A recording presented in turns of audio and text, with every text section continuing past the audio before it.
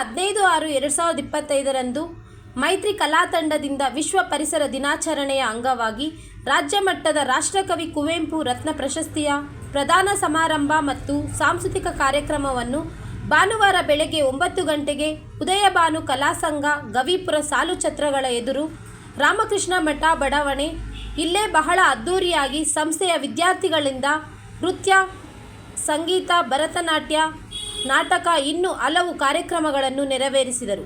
ಕಾರ್ಯಕ್ರಮದ ಉದ್ಘಾಟನೆಯನ್ನು ಶ್ರೀ ನಾಗಲೇಖರವರು ಹಾಗೂ ಶ್ರೀ ಗಣೇಶ್ ಸಿಂಹರವರು ಹಾಗೂ ಶ್ರೀ ಡಾಕ್ಟರ್ ಪ್ರಶಾಂತ್ ಚಕ್ರವರ್ತಿ ಅವರು, ಶ್ರೀಮತಿ ಸರಸ್ವತಿ ಅವರು ಹಾಗೂ ಶ್ರೀಮತಿ ರಾಧಾ ಗೌಡರು ಹಾಗೂ ಶ್ರೀ ಆರ್ ಪರಶುರಾಮ್ ಅವರು ಇನ್ನೂ ಹಲವು ಗಣ್ಯರು ಹಾಜರಿದ್ದರು.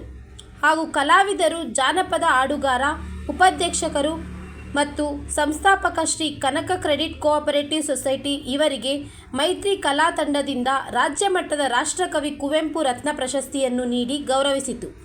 ಇನ್ನು ಹಲವು ರಾಜ್ಯ ಪ್ರಶಸ್ತಿ, ರಾಷ್ಟ್ರ ಪ್ರಶಸ್ತಿ, ಅಂತಾರಾಷ್ಟ್ರೀಯ ಪ್ರಶಸ್ತಿ ಲಭಿಸಲೆಂದು ಮೈತ್ರಿ ಕಲಾ ತಂಡದ ಆಶಯ. Bureau report, ರಾಷ್ಟ್ರಧ್ವನಿ news Kannada, Bengaluru. Archana.